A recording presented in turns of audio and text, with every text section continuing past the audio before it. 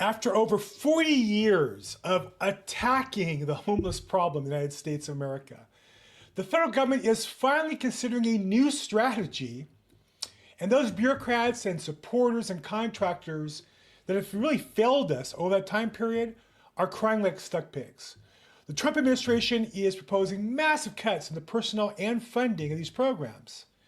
And how will that really affect the homelessness problem? Let's take a look at that. Now, before we do, let's do a quick update on where the market is so we know where we're at right now. And I would say in any market, there's two factors. There's the supply and demand. There's the demand, which is interest rates. Supply is inventory. So let's take a look real quick at the interest rates, because there's some good news there. Oops, wrong page. Where are we at here? I need to put this back screen on. I'm sorry, 1 second. Technical difficulty. Okay. Interest rates have dipped below 7% last week, and now we're down to 6.89%. So rather than on an upward climb, I don't know that we've moved down a couple weeks in a row. Certainly it seems it's in the middle of where it's been for the last year or so. So rates are in a good market, but possibly this, with the changes in the economy, perhaps cutting in spending may have an effect. Inflation, too early to predict that, but certainly things are headed, it would appear to be in the right direction as far as the interest rates. Certainly at these rates, there are plenty of buyers who are out looking for property now to continue a healthy market. Also, on the inventory side, inventory is still slightly below last month, January. Now, it's interesting to note that normally February, the market inventory upticks a little bit.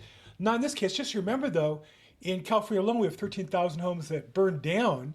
Theoretically, about 1,000 of those would be on the market now. About 1 in 13 homes would be on the market.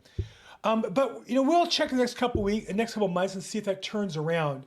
But even still, the inventory today is lower than any time other than during the pandemic. So again, we have very low inventory, which makes it hard for buyers to find homes, but more importantly, means housing prices can't drop. You cannot have housing prices drop unless there's too many homes for sale. And we don't have that currently in this market. And it doesn't look like we're going to have that anytime soon, not in Los Angeles. Now in LA, I love the Altos market research report. They rate our market as a 38. They look at all the different factors. And we can see that the average median list price has gone up. The per square foot has gone up. So overall, we would say the market is still a seller's market, not as much as it was a year ago, 2 years ago, but certainly had a trend of coming down to 35, 36, and we're back up to 38. So we'd say overall, it's a bit of a seller's market, a little more so than it was just a few weeks or even a couple months ago. Now, the main topic we talked about today is the homeless industry. Now, in the past, I've talked about how this has become a business. And what's happened is finally, I never imagined at the federal level we'd even really considering cutting programs, like wholesale wiping out agencies, wiping out contracts, wiping out businesses, institutions that aren't working. And you can see this in the reporting. It's fascinating, the Washington Post. Now, you'll notice all of the news sources that go Democrat, that have endorsed Democrats in the past. They're part of the Democrat side of the news. Like Washington Post, for example. Sharp cuts at Department of Housing and Urban Development are likely to upend housing markets. They're going to upend the housing markets. Make homes less affordable, really, making homes less affordable. And royal mortgage transactions. Now that's according to, and I see they're not taking the claim themselves, according to current and former employees. So the employees who are being let go for not doing anything, they're saying, hey, we're so important, our loss will destroy the entire market. According to them and contractors and housing experts. So the Washington Post is basically going with that these cuts are likely to upend housing markets, make homes less affordable, and royal mortgage transactions. They are out there, ladies and gentlemen, the Washington Post. And again, is that campaign rhetoric, or is that a news source that's trying to be legitimate? Now the CBS News, and I'm sure on X because all these programs are now behind their paywalls, but they post them there to get more attention. Trump administration looks to slash HUD workers. Ooh, slashing workers, that sounds bloody, that sounds painful. No, not slashing the workers, slashing the number of workers, slashing departments, slashing programs. No, they're slashing the workers because we make it personal. Tackling the housing crisis. So these are people who've been tackling the crisis for 40 years. It's only gotten worse. So we shouldn't cut them. we should give them more money. I'm not really clear what the point of this article is. Should we give them more money? Should we give them, I don't know, little stars or give them flowers? What should we do for the people who've been tackling the housing crisis while the housing crisis has steadily gotten worse over 4 years? It's interesting that the picture they show is the new HUD director, who's a Trump administration. He's smiling. So I might have thought you'd put maybe unhappy workers there, or maybe show the good work done by the HUD that's being cut. But no, they don't do that. They show, for some reason, a Trump administration official. Not quite sure why. Here's another one, NPR, which is basically the government-funded radio program. Talk about propaganda. Trump administration plans mass firing at the office that funds homelessness programs. Now, it's true they fund homelessness programs. You also could put that have failed the homelessness, right? These are programs that have failed homeless people. If you really have a heart for people who are homeless, you might be mad. In California alone, in the last 10 years, we spent $28 billion. I'm sure federally, we spent $400 or $500 billion to help people.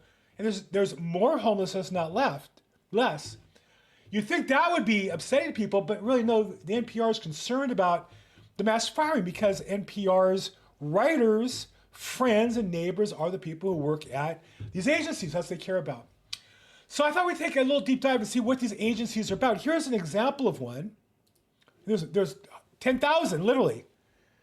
The National Alliance to End Homelessness. You may go, wow, that sounds important. We want to end homelessness. It's a nonpartisan, not really, nonprofit. That just means they don't pay taxes. And people contribute to them can deduct their taxes. Whose sole purpose, and listen to this, is to end homelessness in America. Oh, okay. That's your sole purpose in life. How are you doing? Well, you were founded in 1983. Guess what? In 1983, the U.S. had about 200,000 homeless people. Today, we have about 800,000. So their sole purpose is to end homelessness, and during their time, it's gone up by 4 times. And we spent more money, not less. So in the real world, we call that failure, and you lose your job. You get fired if you're in charge of that. In the real world, if you're in a business like that, customers stop using you and you go out of business or you find a new business. But in Washington, D.C., you cry about being cut, and NPR and CBS and the Washington Post talk about the money being spent, the pain of the people losing their jobs. In fact, it was a little interesting. I did a little more research into this alliance. Again, this alliance over 10,000 organizations. So it's like an alliance of alliances of alliances. And they get $7.6 million and they send their money out to these other organizations. The CEO, who's crying about the people being laid off at HUD, she gets a salary of $200,000. Now, in the real world, that's a pretty good salary. That's about what a city council member in LA makes. That's about what a U.S. congressperson makes or more. But in Washington, D.C., that's impoverished. She's a working stiff to them. So, but she probably has several other jobs because these are all kind of the kind of jobs where you're on a board and you have your name, and she used to work at HUD and she used to run this program. But either way, she gets paid $200,000 a year for this organization. All they do is they just shuffle money from the federal government to one organization to another. And here's the most important thing, the job never gets done. In fact, even in Chicago, here's the Chicago Tribune. Chicago is as Democrat state as you're going to get, right?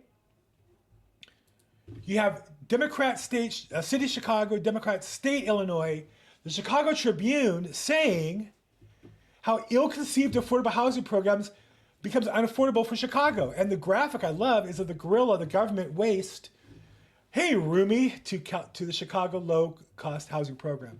And that's how most people feel, that these programs raise costs and make it more expensive to build housing, making less people able to afford homes, which in the long run causes more people to lose homes and become homeless. It's just amazing the way the whole thing works.